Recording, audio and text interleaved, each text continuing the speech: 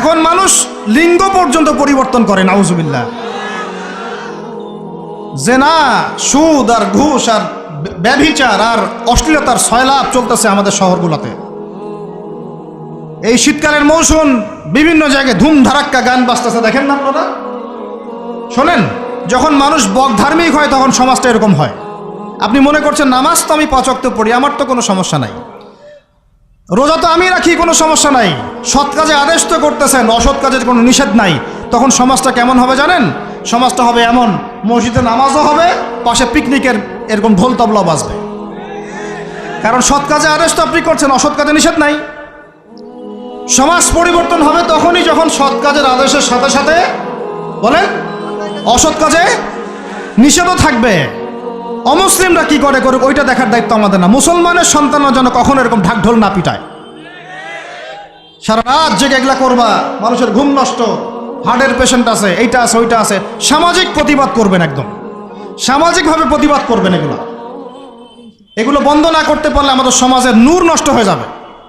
এখন যে কথাটাই আসেন, আল্লাহ রাব্বুল আলামিন আমাদেরকে বলছেন ওয়াল আসর, হে মুমিনরা সময়ের কসম করে বলছি, আমি আল্লাহ সময়ের কসম করে বলছি। সময়ের কসম কি বুঝি ভাই? সময় আমাদের জীবনের সবচেয়ে ইম্পর্টেন্ট জিনিস। আল্লাহ পাক অহেতুক কোনো বিষয় শপথ করবেন না তো। আল্লাহ পাক যখন কোনো কিছুর কসম করেন সবচেয়ে শ্রেষ্ঠ বিষয়ের কসম করেন। তাহলে আমাদের জীবনের সবচেয়ে শ্রেষ্ঠ বিষয় কি? আরো জোরে বলেন। এই সময়টা আপনি একটু ঠান্ডা মাথায় বাসায় গিয়ে চিন্তা করেন। আজকে আদনান ভাই ওয়াজ করে গেছে, আমি একটু চিন্তা করি, আপনার আমার হায়াত সর্বোচ্চ হয়তো 60-70 বছর,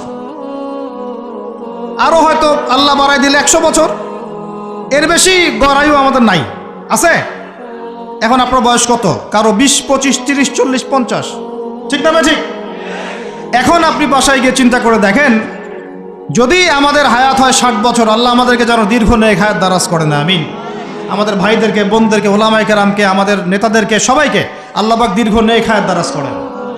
এখন কথা হচ্ছে, যদি ধরে নেই যে আমাদের হায়াত 60 বছর, আপনার আমার বয়স থেকে কিন্তু 30, 40, 50 বছর অলরেডি চলে গেছে। এখন চিন্তা করবেন যে এই সময় যেটা চলে গেল, এই সময়ের মধ্যে আমি কতটুকু নামাজ পড়েছি, কতটুকু রোজা রেখেছি, যাকাত দিয়েছি কতটুকু, হজ ফরজ হয়েছে করেছি কিনা, দিনের পথে আমার অবদান কি, দিনের পথে আমার অবদান কি, আল্লাহর দিনকে যে আল্লাহ সাহায্য করতে বললেন আমি কি করেছি, এই চিন্তাটুকু বাসায় গিয়ে করেন। এর সাথে এই চিন্তাটাও করেন যে এই 30, 40, 50 বছরে আমরা গুনাহ করলাম কতগুলা, কতদিন নামাজ পড়ি নাই, কতদিন রোজা রাখি নাই, কতদিন সুদ খাইলাম, কতগুলো মেয়ের সাথে আমার সম্পর্ক ভাই, কতগুলো ছেলের সাথে আমি টাঙ্কিবাজি করি, দেবর ভাবি, এখন দেবর ভাবি, তারপর শালিদুল্লাহ ভাই, পরকিয়া কত কি চলতেছে। এই 60-70 বছরে কত পাপ করেছে হিসাব নাই। এই পাপগুলো লিস্ট করেন, দেখেন চোখ দিয়ে পানি ঝরতে থাকবে। আমার কথায় নারাজ হচ্ছেন? এই পাপগুলো লিস্ট করেন, চোখ দিয়ে পানি ঝরবে, আল্লাহ আমাদেরকে মাফ করে দেন। সবাই বলি আমিন। কত কবিরা গুনাহ হয়েছে, কত সগীরা। তবে সন্তুষ্টির কথা এটাই, যদি এটা উপলব্ধি হয় যে না ভুল হয়ে গেছে, আপনি ওযু করে আসেন, 2 রাকাত নামাজ পড়েন, আল্লাহর কাছে ইস্তেগফার করেন, বলেন আস্তাগফিরুল্লাহ আল্লাযী লা ইলাহা ইল্লা হুয়াল হাইয়ুল কাইয়্যুম ওয়া আতুবু ইলাইহি। আল্লাহ পাক এক মুহূর্তে আপনার সব পাপ তো মাফ করে দিবেনই, সব গুনাহকে নেকি দিয়ে পরিবর্তন করে দিবেন ইনশাআল্লাহ। সময়ের কসম বলতে আল্লাহ কি বুঝিয়েছেন ভাই আমার সাথে বলেন?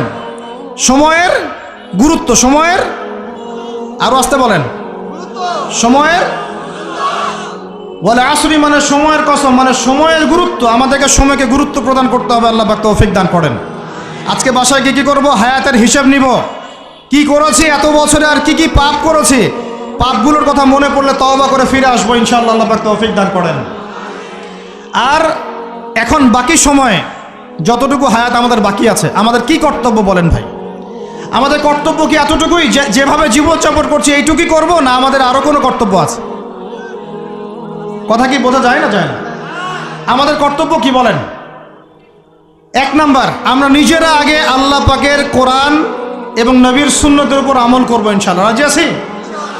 2, আমাদের পরিবারকে এর উপরে প্রতিষ্ঠা করবো ইনশাল্লাহ, রাজি আছি? 3, আমাদের সন্তানদেরকে কোরআন সুন্নাহ অনুযায়ী বড় করবো ইনশাল্লাহ, রাজি আছি? 4, আমাদের অর্থনীতি হবে হালাল কোরআন সুন্নাহ ভিত্তিক, রাজি আছি? 5, আমাদের শিক্ষা হবে কোরআন সুন্নাহ ভিত্তিক, রাজি আছেন? আমাদের সামাজিক যে সিস্টেম এটা হবে কোরআন সুন্নাহ ভিত্তিক, রাজি আছেন? এর উপরে আমি গেলাম না। সমাজ পরিবর্তন হলে উপরটা এমনি পরিবর্তন হয়ে যাবে ইনশাআল্লাহ, অটোমেটিক্যালি। ওয়াল আসরি, সময়ের কসম।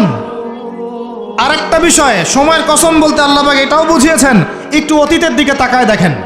কোন দিকে? অতীতের দিকে, পাস্টের দিকে তাকান, অতীতের দিকে তাকান।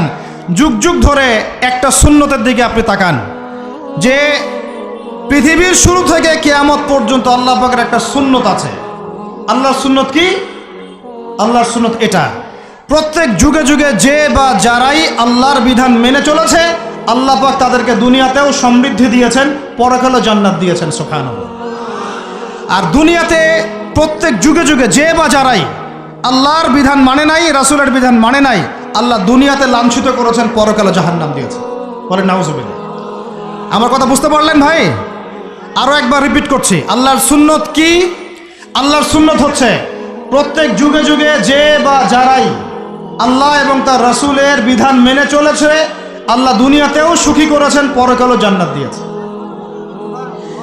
প্রত্যেক যুগে যুগে যে বা যারাই দুনিয়াতে আল্লাহ এবং তার রাসূলের বিধান মেনে চলে নাই, দুনিয়াতেও লাঞ্ছনা, পরকালেও বলেন লাঞ্ছনা। এখন একটা এক্সাম্পল দেই, নূহ আলাইহিস সালামের যুগ দেখেন, যারা আল্লাহর বিধান মেনেছে আল্লাহ নাজাত দিয়েছেন, মানে নাই ডুবিয়ে মেরেছেন, ঠিক আছে কথা? মূসার যুগ দেখেন আলাইহিস সালাম, আল্লাহর বিধান মেনেছে, বনু ইসরাইলকে নাজাত দিয়েছেন, মানে নাই ফেরাউনকে ডুবায় মেরেছেন। দেখেন আপনি শুআয়বের কওমকে দেখেন, শুআয়ব আলাইহিস সালামের কওম, কওমে মাদিয়ান, আল্লাহর বিধান মেনেছে, যারা আল্লাহ পাক নাজাত দিয়েছেন, মানে নাই ভূমিকম্প দিয়ে ধ্বংস করেছে। কওমে লূত, কিছু মানুষ বিধান মেনেছে, আল্লাহ নাজাত দিয়েছেন, মানে নাই, আল্লাহ রব্বুল আলামিন লূত আলাইহিস সালামের কওমকে একদম আসমানে উঠিয়ে পাথর নিক্ষেপ করে থেতলা করে আবার উল্টা দিকে দাফন করে দিয়েছেন, নাউজুবিল্লাহ। এদের পাপ ছিল, এটা সমকামী ছিল, সমকামী, যে সমকামিতা এখন ছড়িয়ে পড়ছে আপনাদের মধ্যে, নাউজুবিল্লাহ। আল্লাহ পাক আমাদেরকে হেফাজত করেন। একইভাবে নবী সাল্লাল্লাহু আলাইহি ওয়াসাল্লামের যুগ তাকান, এই যে আবু জেহেল, আবু লাহাব, উতবা, শাইবা, রাবিআ, এরা আল্লাহর বিধান মানে নাই, আল্লাহ ধ্বংস করেছেন। আবু বকর, ওমর, ওসমান, আলী রাদিয়াল্লাহু আনহু আজমাইন, তারা মেনেছেন, আল্লাহ দুনিয়াতে সমৃদ্ধি দিয়েছেন, পরকালে জান্নাত। বুঝাতে পারলাম কি ভাই? বলে আসরি মানে কি বুঝাতে পারলাম? আল্লাহ পাক এই সময়ের কসম করে বলছেন, হে মানুষ শোনো, ইন্নাল ইনসানা লাফি খুসর, সমস্ত মানুষই ক্ষতির মধ্যে আছে। বলেন নাউজুবিল্লাহ। এখানে আল্লাহ পাক একদম আমভাবে সবাইকে বলছেন, সবাই ক্ষতির মধ্যে আছে। মানুষের ক্ষতি কয় প্রকার? আমার সাথে বলেন, মানুষের ক্ষতি 2 প্রকার। কয় প্রকার? মানুষের ক্ষতি কয় প্রকার? 1 ইহকালীন ক্ষতি, 2 পরকালীন ক্ষতি। 1 ইহকালীন ক্ষতি, 2 পরকালীন ক্ষতি। ইহকালীন ক্ষতি কি? ইহকালীন ক্ষতি হচ্ছে সূরাতুল রুমের এই আয়াতটা। আল্লাহ পাক বলছেন, বা'দা আউযু বিল্লাহি মিনাশ শাইতানির রাজীম, যাহারাল ফাসাদু ফিল বাররি ওয়াল বাহরি বিমা কাসাবাত আইদিন নাস। আল্লাহ পাক বলছেন, জলে, জলে মানে পানিতে, এবং স্থলে মানে এই যে জমিনে, জলে এবং স্থলে যত বিপর্যয়, অরাজকতা, এই যে আপনারা দেখছেন ফাসাদ, ফিতনা যে ছড়িয়ে পড়ছে, এগুলো মানুষের হাতের কামাই, মানুষের হাতের কামাই। বনভূমি উজাড় করেছে কে? জিন না মানুষ? বলেন। এই পরিবেশ নষ্ট করেছে কে? জিন না মানুষ? বলেন। খাবারে ভেজাল দিয়েছে কে? জিন না মানুষ? অর্থনীতির মধ্যে সুদকে ঢুকিয়েছে, জিন না মানুষ? এই বেপরদামি, জেনা, মাদক কে ছড়িয়েছে? জিন না মানুষ? নামাজ কালাম ছেড়ে দিয়ে পাবজি, ফ্রি ফায়ার নিয়ে কে পড়ে আছে? জিন না মানুষ? বলেন, জিন না মানুষ? আল্লাহর বিধান বাদ দিয়ে শয়তানের বিধান চালু করেছে কে? জিন না মানুষ? যাহারাল ফাসাদু ফিল বাররি ওয়াল বাহরি বিমা কাসাবাত আইদিন নাস, জলে স্থলে যত বিপর্যয়, অরাজকতা, সমস্যা, এগুলো মানুষের হাতের কামাই। বলি নাউজুবিল্লাহ। আমরা যা করব তাই পাবো, আমরা যা করব তাই। মাদক খাচ্ছেন আপনি, আপনাকে ফলভোগ করতে হবে। সুদ খাচ্ছেন আপনি, আপনাকেই ফলভোগ করতে হবে। এই বেহায়ের মতো মেয়েরা চলছে, ওকেই দেখবেন ফলভোগ করতে হবে। মেয়ের সাথে হারাম সম্পর্ক করছেন, আপনাকে ফল ভোগ করতে হবে। যে যে পাপ করবে তাকে তার ফল ভোগ করতেই হবে। আল্লাহ পাক আমাদেরকে হেফাজত করেন, মাফ করেন। আমি তাহলে মানুষের একটা ক্ষতি পেলাম, ইহকালীন ক্ষতি। কি ক্ষতি ভাই? আর 2 নাম্বার হচ্ছে পরকালীন ক্ষতি। পরকালীন ক্ষতি কেমন এবার বোঝেন। এই যে আমরা নিশ্চিন্তে ঘুমাই, সারা জীবন 30, 40, 50 বছর নিশ্চিন্তে কাটাচ্ছি, কোনো ফিকির নাই, নিজের পরিবারের, সমাজের, রাষ্ট্রের, উম্মার কোনো ফিকির নাই, অথচ এই মানুষের সামনে অপেক্ষা করছে মৃত্যু। জি, আজকে থেকে 100 বছর পরে আমাদের মধ্যে কেউ থাকবে না পৃথিবীতে, এটাই সত্য। তারপরে আছে কবরের সওয়াল জবাব, তারপরে মিজান, এই ফুলসিরাত, পুনরুত্থান, জান্নাত, জাহান্নাম, এগুলো আমাদের সামনে অপেক্ষা করছে। আর সেই মানুষ নিশ্চিন্তে বসে বসে মেয়ের সাথে টাঙ্কি মারে। সেই মানুষ বাইক নিয়ে একটা মেয়েকে নিয়ে ঘুরছে, সেই মেয়ে একটা ছেলের সাথে চটপটি ফুচকা খায়। সেই লোক আল্লাহর বিধানকে সরাই দিয়ে শয়তানের বিধান চালু করা শুরু করলো। সেই ব্যক্তি সুদ খাচ্ছে, সেই ব্যক্তি ট্রান্সজেন্ডার এই মতামত প্রমোট করতেছে। হ্যাঁ, সেই ব্যক্তি শিক্ষার মধ্যে ইসলাম বিদ্বেষী বিষয় ঢুকাই দিল। অথচ এই মানুষের সামনে পরকাল অপেক্ষা করছে। একদম টেনে হিসড়ে আল্লাহ পাক সামনে নিয়ে দাঁড় করাবেন, দাঁড় করে জিজ্ঞাসা করবেন। তাহলে আমরা কত অপদার্থ, কত বোকা, আমরা কি বুঝতে পারছি ভাই? একটু বুঝতে পারছেন কি? আল্লাহ পাক সূরা আহজাবে এটাও কিন্তু বলেছেন যে ইন্নাল ইনসানা যালুমান জাহুলা ওয়ালাকাদ আরাদনাল আমানাতা আলাস সামাওয়াতি ওয়াল আরদি ওয়াল জিবালা ফাআবাইনা আন ইয়াহমিলনাহা ওয়া আশফাকনা মিনহা ফাহামালাহাল ইনসান। সুবহানাল্লাহ, শুকরিয়া, আল্লাহ পাক মনে করাই দিয়েছেন। আরেকটা যদি না বলতে পারতাম মনের মধ্যে একটা অতৃপ্তি থেকে যাইতো। আল্লাহুম্মা লা ইলমা লানা ইল্লা মা আল্লামতানা ইন্নাকা আনতাল আলিমুল হাকিম। আলহামদুলিল্লাহ। আরেকটার অর্থ শুনেন, মানুষ যে জালেম, জাহেল, আমরা যে অপদার্থ, আল্লাহ পাক কি বলছেন শুনুন। আল্লাহ বলছেন ওয়ালাকাদ আরাদনাল আমানাতা আলাস সামাওয়াতি ওয়াল আরদি ওয়াল জিবাল, আমি ইসলামের এই আমানত, শরিয়াত, কোরআন হাদিসের এই যে আমানতটা, এটা আসমান সমূহকে দিতে চেয়েছিলাম, তোমরা কি নিবা? আমি জমিনকে দিতে চেয়েছিলাম, তোমরা নিবা? আমি পাহাড়কে দিতে চেয়েছিলাম, আমানত কি নিবা? ফাআবাইনা, তারা বলেছে না, নিতে পারবো না। ওয়া আশফাকনা মিনহা, তারা অক্ষমতা প্রদর্শন করেছে। ফাহামালাহাল ইনসান, মানুষ সেই আমানতটা কাঁধের মধ্যে বহন করেছে। আমরা সেই আমানত কি করেছি ভাই? কাঁধে বহন করেছি। আল্লাহ পাক বলছেন ইন্নাল ইনসানা যালুমান জাহুলা, মানুষ কত জালেম, মানুষ কত জাহেল। আমাদের সামনে পরকালীন এই কঠিন জবাবদিহিতা অপেক্ষা করছে। এরপরে আমাদের জীবন যেমন পদ্ধতি দেখলে মনে হয় যে আমাদের মধ্যে আর গরু ছাগলের মধ্যে কোনো পার্থক্য নেই। কেন? গরু ছাগলের কাজ কি? খাবে, ইস্তেঞ্জা করবে আর সহবাস করবে, বাস। আমাদের এখন এই 3টা কাজ, কি খাবো আর কোন টাইলস ফিটিং বাসায় পায়খানা করব আর কতগুলো বাচ্চা পয়দা করতে পারবো, বাস, দ্যাটস অল। এর বাইরে আমাদের চিন্তা কোথায়? আচ্ছা, এবার আসেন, সময়ের কসম বুঝতে পারলেন? ইন্নাল ইনসানা লাফি খুসর বুঝতে পারলেন? আচ্ছা, আল্লাহ পাক এবার আমাদেরকে বলছেন, আচ্ছা ঠিক আছে, 4টা গুণ অর্জন করো। কয়টা ভাই? একটু বসেন, সবর করেন, আমরা অনেক লম্বা আলোচনা করব না, আমরা বুঝতে পারছি রাত অনেক গভীর হচ্ছে, আমরা সংক্ষিপ্ত করবো ইনশাল্লাহ। আমার সাথে বলেন, কয়টা গুণ অর্জন করব? আল্লাহ পাক বলছেন এই 4টা গুণ যারা অর্জন করবে তারা ওই ক্ষতি থেকে বেঁচে থাকবে ইনশাল্লাহ। সুবহানাল্লাহ। দুনিয়াতেও তারা সফল হবে, পরকালেও সফল হবে ইনশাআল্লাহ। আল্লাহ বলছেন ইল্লাল্লাযীনা আমানু, তারা নয় যারা এক ঈমান এনেছে, তারা ক্ষতির মধ্যে নাই, যারা ঈমান এনেছে। 2 ওয়া আমিলুস সলিহাত, সৎ আমল সম্পাদন করেছে। কি আমল? সৎ আমল। তারপরে ওয়া তাওয়াসাউ বিল হক, পরস্পরকে সত্যের উপদেশ দিয়েছে। কিসের উপদেশ? সত্যের। 4 ওয়া তাওয়াসাউ বিস সবর, এবং পরস্পরকে ধৈর্যের উপদেশ দিয়েছে। কয়টা বললাম বলেন তো ভাই? আমার সাথে বলেন। 1 নাম্বার কি? যারা, আপনারা কি হাসি তামাশা করতে আসছেন এখানে? এটা ক্লাসের মতো মনে করেন, এটা একটা ক্লাসের মতো মনে করেন। ট্রেডিশনাল ওয়াজ মাহফিল বাদ দেন, ওই সুর গল্প কেচ্চা কাহিনী বন্ধ করেন, কিছু শিখেন। 4টা গুণাবলী অর্জন করলে ক্ষতি থেকে বাঁচতে পারবো, অন্যথায় কোনো সুযোগ নাই। যত বড় ফকিহ হন, আলেম হন, মুহাদ্দিস হন, মুফাসসির হন, পলিটিক্যাল নেতা হন, কোনো লাভ নাই। কিচ্ছু হবে না পরকালে, একদম নাজাতের রাস্তা বন্ধ। যদি 4টা গুণাবলী অর্জন না করতে পারি। কয়টা ভাই? 1 নম্বর ইল্লাল্লাযীনা আমানু, যারা ইমানদার হয়েছে। 1 নম্বর কি? ইমানদার হয়েছে, পাক্কা ইমানদার হয়েছে। 2 নম্বর ওয়া আমিলুস সলিহাত, সৎ আমল করেছে। কি আমল? ওয়া তাওয়াসাউ বিল হক, হকের দাওয়াত দিয়েছে। কিসের দাওয়াত? 4 নম্বর ওয়া তাওয়াসাউ বিস সবর, ধৈর্যের দাওয়াত দিয়েছে, ধৈর্যের উপদেশ। কিসের উপদেশ? এটা কি শুধু একজন ব্যক্তির উপরে বর্তাবে না সবার উপর দায়িত্ব? এই সূরায় কি শুধু আলেমদেরকে উদ্দেশ্য করা হচ্ছে? শুধু মুফাসসিরদেরকে? শুধু মুহাদ্দিসদেরকে? শুধু বক্তাদেরকে? নাকি সবাইকে? এই সবাই মিলে যখন এই 4টা গুণাবলী অর্জন করবেন, দেখবেন ইনশাআল্লাহ দুনিয়াতেও বিজয় আমাদের, পরকালে আমাদের ইনশাআল্লাহ। এবার একটু ব্যাখ্যা করে সংক্ষিপ্ত করে, ঈমান মানে কি? ঈমান অর্থ কি? বিশ্বাস। ঈমানের পিলার কয়টা? ঈমানের স্তম্ভ পিলার কয়টা? বলেন 6টা। কয়টা? আমার সাথে বলেন কয়টা? 1 নম্বর আল্লাহ বিশ্বাস। কোথায় বিশ্বাস? এক আল্লাহ বিশ্বাস, আল্লাহ ছাড়া কোনো মাবুদ নাই। এবং আল্লাহর তাওহীদে বিশ্বাস, শিরক থেকে দূরে থাকা। 2 আল্লাহ পাকের মালায়েকা ফেরেশতা মণ্ডলীতে বিশ্বাস। ফেরেশতায় বিশ্বাস করি তো ইনশাআল্লাহ? এই জায়গাটাতে ফেরেশতারা আছেন, বিশ্বাস করেন?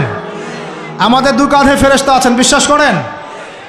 আপনি যখন আয়াতুল কুরসি পড়ে ঘুমান, তখন একজন ফেরেশতা আপনাকে পাহারা দেন, বিশ্বাস করেন? সুবহানাল্লাহ, সুবহানাল্লাহ। এরকম অগণিত অসংখ্য ফেরেশতা আছে আল্লাহ পাকের। কতগুলা? এই আরশে আজিম, এই আমরা বলি আরশে আজিম, নিচে একটা জায়গা আছে 7ম আসমানের উপরে, তার নাম হলো বাইতুল মামুর। কি নাম? বাইতুল। ওটা হচ্ছে একটা ফেরেশতাদের তাওয়াফ করার জায়গা। আমরা যেমন কাবা ঘরে তাওয়াফ করি না? করি না? কারা কারা করেছেন হাত তোলেন? মাশাআল্লাহ, মাশাআল্লাহ। আল্লাহ পাক আরো বেশি করার তৌফিক দান করেন। আর যারা করে নাই তাদেরকেও তৌফিক দান করেন। আল্লাহ পাক সবাইকে হজ করার তৌফিক দান করেন। শোনেন, তবে একটা কথা বলে রাখি, ওই হজ উমরা সফরে গিয়ে, প্রসঙ্গ অন্যদিকে চলে যাচ্ছে ওই জন্য বলতে যাচ্ছি না লম্বা করে, হজ উমরা সফরে গিয়ে এই মোবাইল ফোনগুলো নিয়ে যাবেন না। এই বাটন ফোন নিয়ে যাবেন। এই মোবাইল ফোন হজ উমরা সফরে নষ্ট করে ফেলেছে। এই হজ উমরা সফরে আমরা দেখে আসলাম যে মোবাইল ফোনের কারণে মানুষ ইবাদতের যে নূর নষ্ট করে ফেলেছে। ওখানে কেউ সেলফি, শোডাউন, এইটা ওইটা। আল্লাহ মাফ করেন আমাদেরকে। আর সুবহানাল্লাহ, মানুষ এখন হারাম এলাকাতেও দেখি সিগারেট খায় বসে বসে। হ্যাঁ, হারামের বাইরে, মসজিদ নববীর বাইরে আমি তো দেখেছি এক মহিলাকেও সিগারেট খাইতে। মানুষের সাইকোলজি এমন হয়ে গেছে এখন যে নববী হারাম, এগুলোর পাশে বসে মানুষ সিগারেট খাচ্ছে, স্মোক করতেছে। আপনারা যারাই সফরে গিয়েছেন বা যাবেন ভবিষ্যতে, এই ফোন আর এই জিনিসগুলো আপনারা কখনো, খবরদার, এগুলো কখনো করতে যাবেন না। সিগারেট তো এমনিতেই খাবেন না, বলছি মোবাইল ফোনও নিয়ে যাবেন না, এই স্মার্টফোনটা নিয়ে যাবেন না।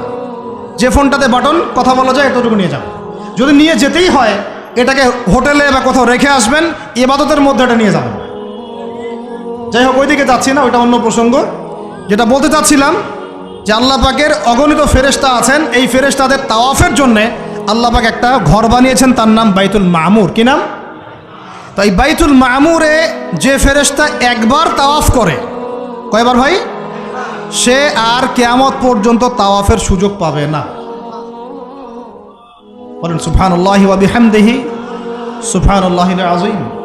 তাহলে আপনি কি বুঝতে পারলেন আল্লাহর ফেরেশতার সংখ্যা কত?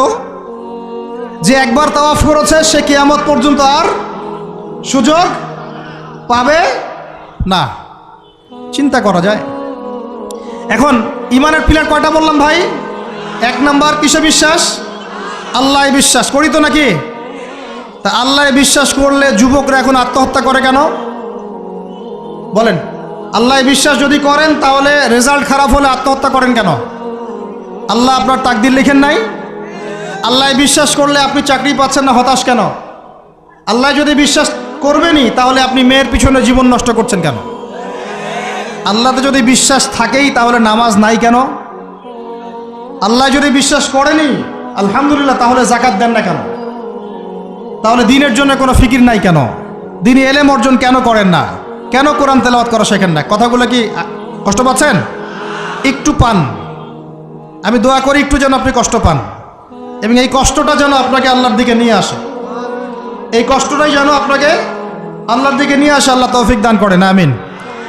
সবসময় নরম নরম ওয়াজে কাজ হয় না, সবসময় নরম নরম কথা বলে কাজ হয় না। আমাদের কাছে আবু বকর রাদিয়াল্লাহু আনহুর সুন্নতও আছে, ওমর ইবনুল খাত্তাবের সুন্নতও আছে।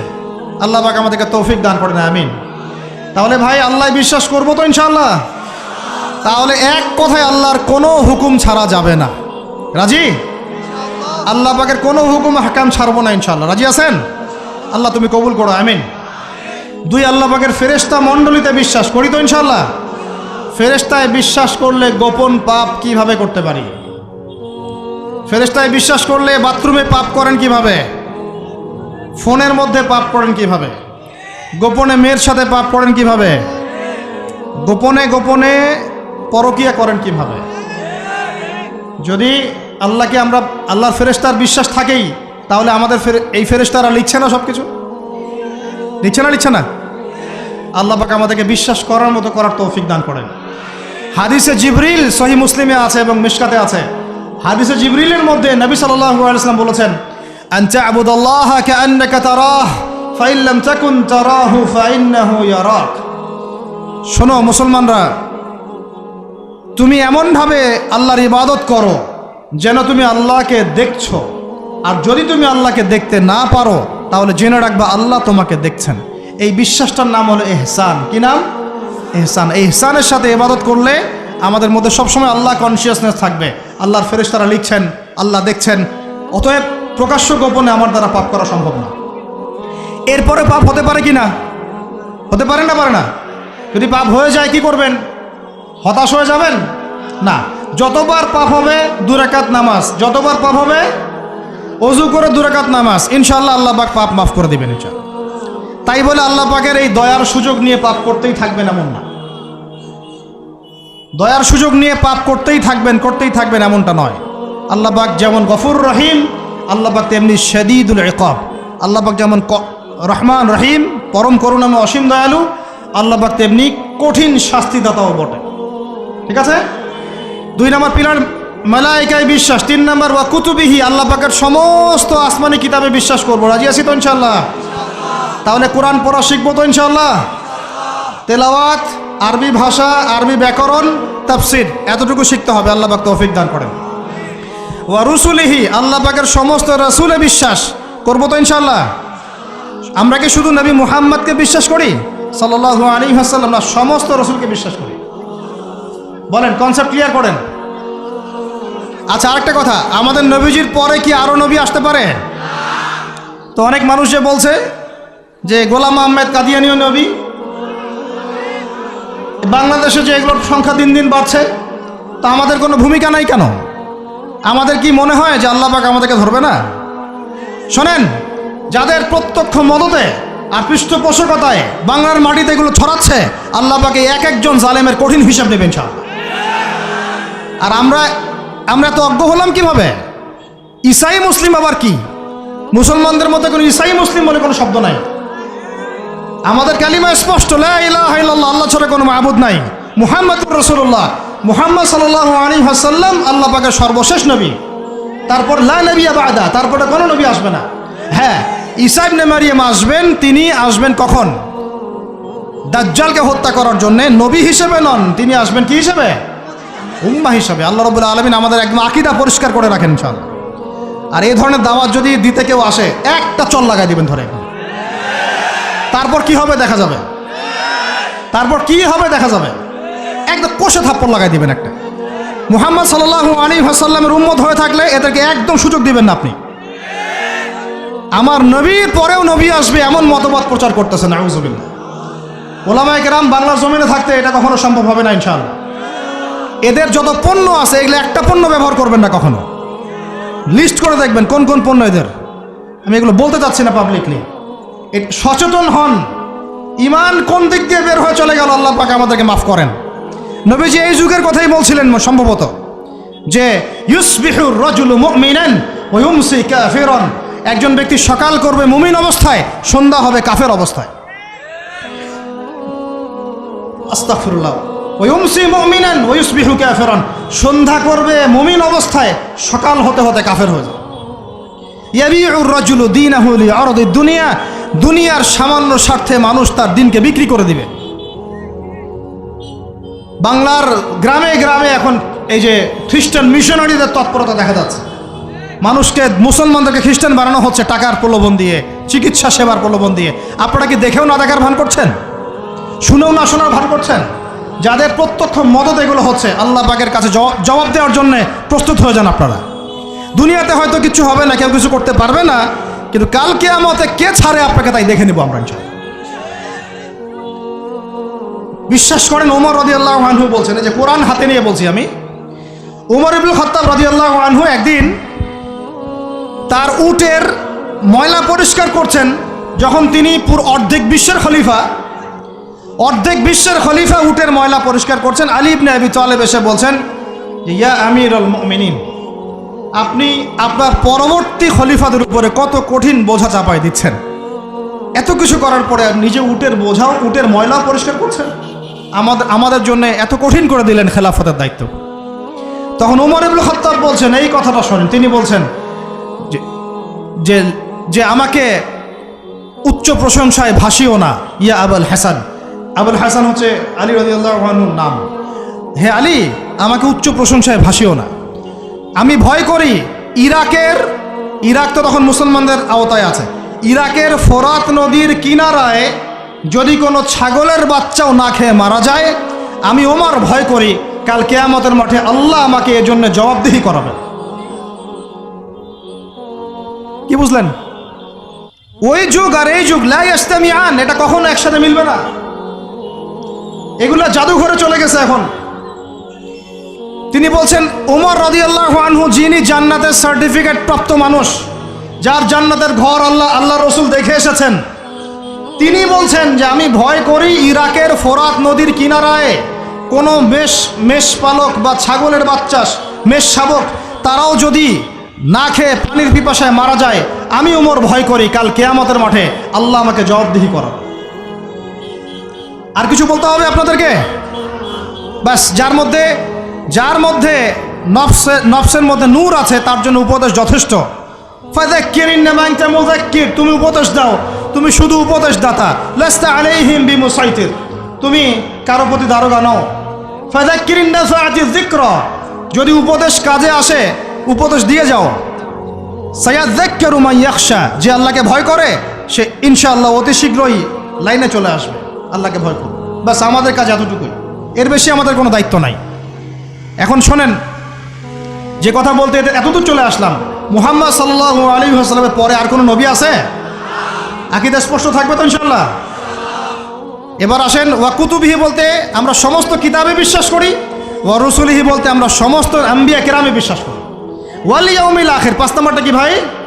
ওয়াল ইয়াউমিল আখিরাতের জীবনে আমরা বিশ্বাস করি। আখিরাতে যদি বিশ্বাস করি তাহলে আমাদের দ্বারা দুনিয়াকে সর্বোচ্চ অগ্রাধিকার দেওয়া সম্ভব না। আমরা দুনিয়া চলবো আখিরাতের স্বার্থে। কিসের স্বার্থে দুনিয়া চলবো? কিসের স্বার্থে ভাই? আল্লাহ তৌফিক দান করেন, আমিন। আমাদের চলার মূল মন্ত্র একটাই, কোন কাজ আমাদেরকে আখিরাতে বেনিফিটেড করবে, উপকার দিবে, ওই কাজে আমি আসি। যেই কাজ আমাকে পরকালে কোনো ফায়দা দেয় না, ওই কাজে আমি নাই। কথা ক্লিয়ার? যেই কাজ আমাকে আখিরাতে কি দিবে, ফায়দা দিবে, সেই কাজে আমি আসি। যেই কাজ ফায়দা দিবে না, সেই কাজে কি? তো এখন গার্লফ্রেন্ড ফায়দা দিবে? সুদ ফায়দা দিবে? বলেন, অন্যের সম্পদ আত্মসাৎ করা ফায়দা দিবে? জুলুম করলে ফায়দা দিবে? বুঝবেন, আল্লাহ পাক বোঝার তৌফিক দান করেন, আমিন। 6 নম্বরটা হচ্ছে ওয়ান তুমিনা বিল কদরি খাইরিহি ওয়া শাররিহি, তাকদীর বা ভালো মন্দের এই ফয়সালার প্রতি, আল্লাহর পক্ষ থেকে ফয়সালার প্রতি তুমি বিশ্বাস করবে। এই 6টা হলো পিলার। 6 নম্বর পিলারটা কি ভাই? তাকদীর বা ভাগ্যে বিশ্বাস করা, করি কি না? এইখানে আপনাদের সাথে আমার কথা, তাকদীর বা ভাগ্যে বিশ্বাস করলে রিজিক নিয়ে এত পেরেশান হওয়ার কিছু নাই। তাকদীর ভাগ্যে বিশ্বাস করলে এই যে ছোটোখাটো বিপদ আপদ বালা মুসিবত আসতেছে আমাদের জীবনে, আসতে আসে না, এগুলোতে বিচলিত হওয়ার কিছু নাই, কিছু নাই। আমার তাকদীরে যা লেখা হয়েছে আল্লাহ পাক ছাড়া এটা কেউ বদলাতে পারবে না। আপনার আমার তাকদীরে যদি লেখা থাকে যে আমাদের হাতে আল্লাহর জমিনে আল্লাহর কালিমার পতাকা প্রতিষ্ঠিত হবেই, কোনো শক্তি ঠেকাতে পারবে না ইনশাআল্লাহ। আর যদি না লেখা থাকে তাহলে সারা দুনিয়া মিলেও আমার কোনো উপকার করতে পারবে না। আমরা আল্লাহর প্রতি পূর্ণ তাওয়াক্কুল করি, পূর্ণ বিশ্বাস রাখি ইনশাআল্লাহ। আর এটাও বিশ্বাস করি ইনশাআল্লাহ তাআলা আল্লাহ পাক আমাদের হাতে আল্লাহর জমিনে দিন কায়েম করাবেন ইনশাআল্লাহ তাআলা। কেউ আটকাতে পারবে না ইনশাআল্লাহ তাআলা, যদি আল্লাহ পাক আমাদের সাথে থাকেন।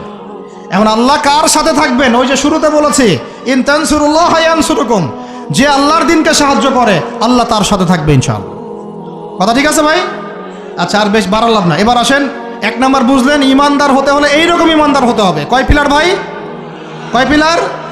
এক নাম্বার বলেন আল্লাহ বিশ্বাস, 2 নাম্বার ফেরেশতায় বিশ্বাস, 3 নাম্বার হ্যাঁ আসমানি কিতাব সমূহ, 4 নাম্বার নবী রসুলগণ, 5 নাম্বার পরকাল, 6 নাম্বার মুখস্থ থাকবে ইনশাল্লাহ।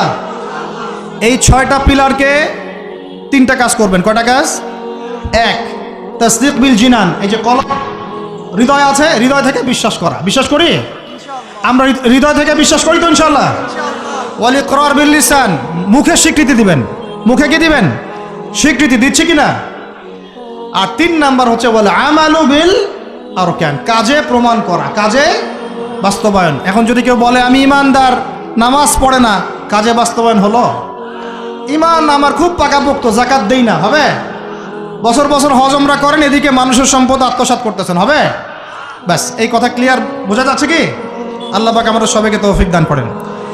এই ইমান যদি থাকে ইনশাআল্লাহ দুনিয়া সফল, পরকালও সফল। 2, ওয়া আমিলুস সলিহাত, আমলে সলেহ মানে কি? এক কথায় বোঝেন, এক কথায় বোঝেন। আমলে সলেহ মানে হচ্ছে আল্লাহ পাক কোরআনে এবং তার রাসূল হাদিসে, আমার সাথে বলেন, আল্লাহ পাক কোরআনে তার রাসূল হাদিসে যত নেক আমল করতে বলেছেন সব নেক আমল করা হলো আমলে সলেহ। ক্লিয়ার? কি বললাম বলেন তো আমার সাথে? আল্লাহ পাক কোরআনুল কারীমে তার রাসূল হাদিসের মধ্যে যত নেক কাজ করতে বলেছেন সেগুলো করার নাম আমলে সলেহ। যেমন নামাজ, যেমন সওম, যেমন সাদাকা, যেমন রমজানে সওম রাখা, হজ করা, উমরা করা, পিতা মাতার সাথে ভালো ব্যবহার, এমনকি মুসলিম ভাইয়ের সাথে হাসি মুখে কথা বলা, মুসাফা করা, হাসি মুখে কথা বলা, এগুলো থেকে শুরু করে যত উচ্চ পর্যায় পর্যন্ত আছে, একদম আপনার চেহারার দাড়ি থেকে নিয়ে জিহাদের ময়দান পর্যন্ত সব কিছু কি আমলে সলেহ। ক্লিয়ার কথা? এবার আরেকটা বিষয় বোঝেন, আমলে সলেহের এটা হচ্ছে একটা পিঠ। পয়সার যেমন 2 পিঠ থাকে, এটা আমলে সলেহের 1 পিঠ। আরেক পিঠে কি আছে? আরেক পিঠে আছে আল্লাহ পাক কোরআনে তার রাসূল হাদিসে যত মন্দ কাজ থেকে দূরে থাকতে বলেছেন সেগুলো থেকে দূরে থাকার নাম হলো আমলে সলেহ। বুঝতে পারি নাই? একটা পিঠ তো চিনলেন, ভালো কাজগুলো করা, আরেকটা পিঠও চিনেন।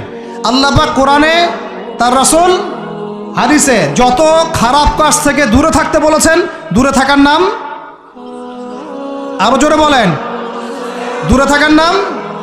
এই যে আপনি সুদ খাচ্ছেন না, এটাই আমলে সলেহ।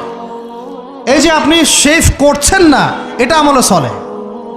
এই যে আপনি অন্যের সম্পদ আত্মসাৎ করছেন না, এটা আমলে সলেহ। বেপরদায় চলছেন না, এটাই আমলে সলেহ। আল্লাহ পাক গীবত করতে নিষেধ করেছেন, করছেন না, এটা আমলে সলেহ।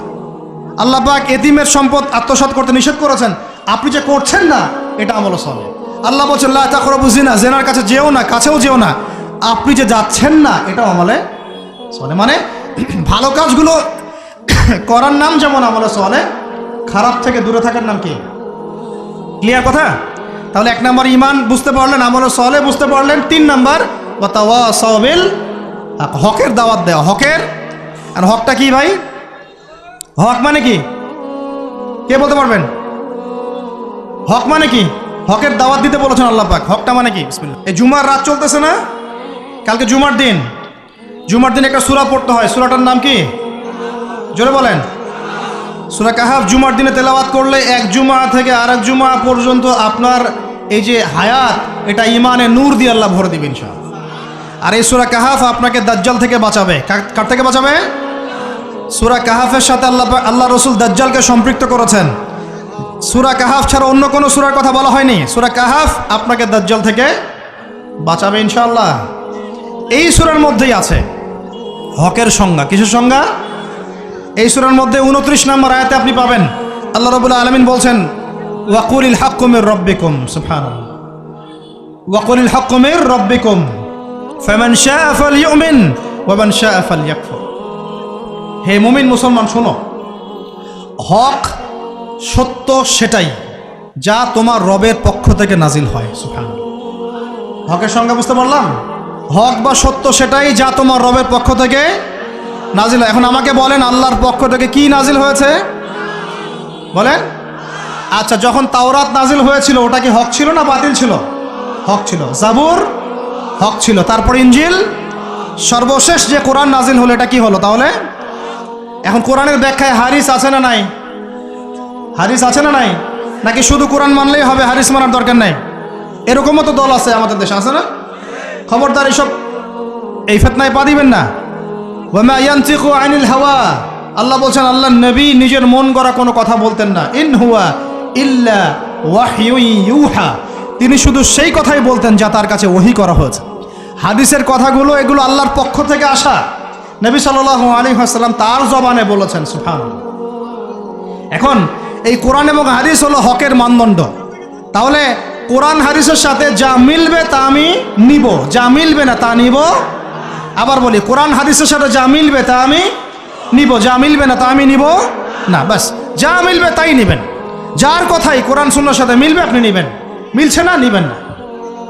আমার কোনো কথা যদি দেখেন কোরআন সুন্নাহর সাথে মেলে নাই, ওইটা দেওয়ালে ছুঁড়ে ফেলে দিবেন, কোনো দরকার নেই। হতেই পারে মানুষের সব কথাই যে একদম 100% পারফেক্ট হবে, নট নেসেসারি, ভুল হতে পারে। যদি দেখা যায় কোরআন সুন্নাহর সাথে মেলে নাই, ছুঁড়ে ফেলে দেবেন। যেটা মিলেছে অবশ্যই নিতে হবে। এখন হকের মানদণ্ড কি পেলাম বলেন? হকের মানদণ্ড কি? কোরআন এবং এই হকের দাওয়াত আল্লাহ পাক দিতে বলছেন। এই হকের দাওয়াত দেওয়ার দায়িত্ব কি শুধু একা আমার, একা এই যে আলেম ওলামায়ে কেরামের, নাকি আমাদের সবার? দাওয়াতের মেহনত আপনি করবেন অবশ্যই, কিন্তু ইখতিলাফি মাসআলা, ফিকহি মাসআলা, গভীর যে বিষয়গুলো এগুলো নিয়ে আপনি কথা বলবেন না। যেমন নামাজের দাওয়াত আপনি দিতে পারেন, পারেন কি না? নিজে নামাজ পড়েন, একটা বন্ধুকে নামাজের দাওয়াত দিতে পারেন। নিজে রোজা রাখেন, মানুষকে রোজার দাওয়াত দেন। নিজে পর্দা করেন, আরেক বোনকে পর্দার দাওয়াত দেন। কিন্তু আপনি ফিকহি ইখতিলাফি মাসআলার পার্থক্য বুঝেন না, অনেক গভীর, এগুলো নিয়ে সমাজে ফাসাদ সৃষ্টি করতে যাবেন না। ফিকহি মাসআলার হাত বাঁধার, আমিনের, রফউল ইয়াদাইনের, জোরে আমিন, আস্তে আমিন, তারাবি, এইটা ওইটা অনেক যে ব্যাপারগুলো আছে, এগুলো ফিকহি ইখতিলাফি মাসআলা, যেগুলোর গভীর জ্ঞান অর্জন না করা পর্যন্ত কেউ ইজতিহাদ করতে পারে না। এই জন্য ওলামায়ে কেরামের কাছে আমরা যাই, ওলামায়ে কেরাম যেটা ফতোয়া দেন সেটা আমরা গ্রহণ করি। আমরা ওলামায়ে কেরামের সোহবত থেকে দিন শিখবো ইনশাআল্লাহ। কথা ঠিক আছে ভাই? একা একা দিন শিখবেন না, ওলামায়ে কেরামের সাথে পরামর্শ করে সোহবত থেকে দিন শিখবেন। আর হকপন্থী ওলামায়ে কেরাম আর বাতিলপন্থী ওলামায়ে কেরাম কারা, এটা তো স্পষ্ট হয়ে যাচ্ছে দিন দিন। স্পষ্ট হয় নাই? এই যে অক্টোবর মাসের যে ফিলিস্তিন ইস্যু, এর পরেও কি আপনাদেরকে চেনাতে হবে যে কারা মুনাফিক আর কারা মুমিন? চেনাতে হবে? দেখেন নাই মুনাফিকদের কর্মকাণ্ড? এইরকম সময় তারা ইহুদিদের পক্ষে কথা বলে নাই? বলে নাই? এরকম নির্লজ্জ জাতি, এটা নির্লজ্জ একটা প্রজন্ম যারা যুদ্ধ চলাকালীন ইহুদিদের পক্ষে কথা বলেছে। আল্লাহ পাক হেফাজত করেন আমাদেরকে এই ফিতনা থেকে। মুহাক্কিক আলেমদের সাথে পরামর্শ করে দিন পালন করবেন, আল্লাহ পাক তৌফিক দান করেন, আমিন। তাহলে হক বলতে বোঝাচ্ছি কোরআন এবং হাদিস। আল্লাহ পাক কোরআন হাদিসের এই হকের দাওয়াতটা সবাইকে দেওয়ার তৌফিক দান করেন। দাওয়াতটা কি দিব শুধু সৎ কাজে আদেশ করব নাকি অসৎ কাজে নিষেধ করব বলেন? আচ্ছা, এইটা মূলনীতি দাওয়াতের। শোনেন, এই কথাটা ভালো করে শোনেন। আল্লাহর নবী সাল্লাল্লাহু আলাইহি ওয়াসাল্লামের চেয়ে ভদ্র কোনো মানুষ ছিল? আসবে? আসছিল কখনো? নম্র, সভ্য, ভদ্র কোনো মানুষ পৃথিবীতে কখনো আসছে তার চাইতে? আসবে? তা এখন আমাকে বলেন তো, তাহলে তাকে মাইর খাইতে হলো কেন? ভদ্র মানুষ, নম্র মানুষ, মানুষের ভালো চান, এতিমের পাশে দাঁড়ান, বিধবার পাশে দাঁড়ান, কোনোদিন কাউকে একটা গায়ে টাচ করেন নাই, কটু কথা বলেন নাই, কখনো মিথ্যা কথা বলেন নাই, আল আমিন। তো এই মানুষটাকে মানুষ 15 বার হত্যা করার চেষ্টা করেছে। কতবার? 15 বার আল্লাহর নবীকে হত্যা করার চেষ্টা করেছে। তার দাঁত মানুষ মেরে ভেঙে দিয়েছে, তার পা মচকে দিয়েছে, তারপরে তার মাথার মধ্যে আঘাত করেছে, কড়া ঢুকে গেছে উহুদের যুদ্ধের দিন। পিঠের মধ্যে উটের নাড়ি ভুড়ি চাপিয়ে দিয়েছে, দড়ি দিয়ে ফাঁস দেওয়ার চেষ্টা করেছে। তো এই কাজগুলো রাহমাতুল লিল আলামিন নবী মুহাম্মদ সাল্লাল্লাহু আলাইহি ওয়াসাল্লামের ক্ষেত্রে কেন হলো? তিনি যদি সৎ কাজে আদেশ করতেন শুধু, তাহলে সমাজের মানুষ তাকে মাথায় তুলে না রাখত। যখন থেকে তিনি সৎ কাজে আদেশের সাথে অন্যায়ের নিষেধগুলো করা শুরু করেছেন, তখন থেকেই সমাজের অন্যায়কারীরা তার শত্রু হয়ে গেছে। আল্লাহ পাক আয়াত নাজিল করলেন, কুল ইয়া আইয়ুহাল কাফিরুন, বলো হে কাফের, লা আ'বুদু মা তা'বুদুন, তোমরা যার ইবাদত করো আমি তার ইবাদত করি না।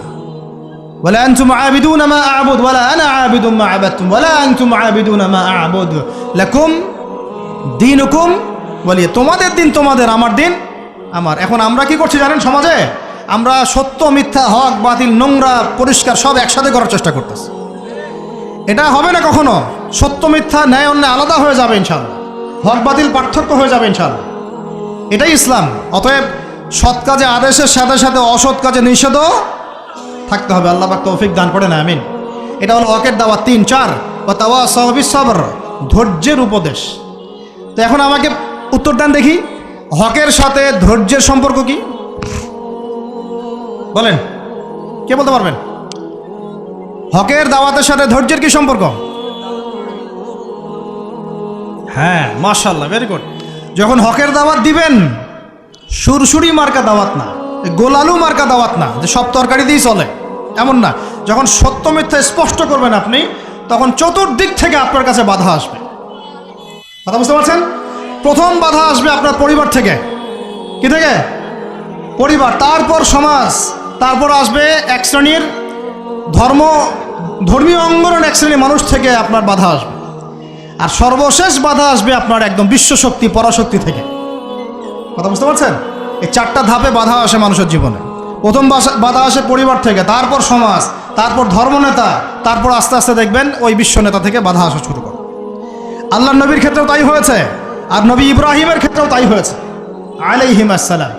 প্রত্যেক নবীর জীবনেই তাই হয়েছে। যারা হকপন্থী তাদের প্রত্যেকের জীবনে তাই হবে, এটাই সুন্নত।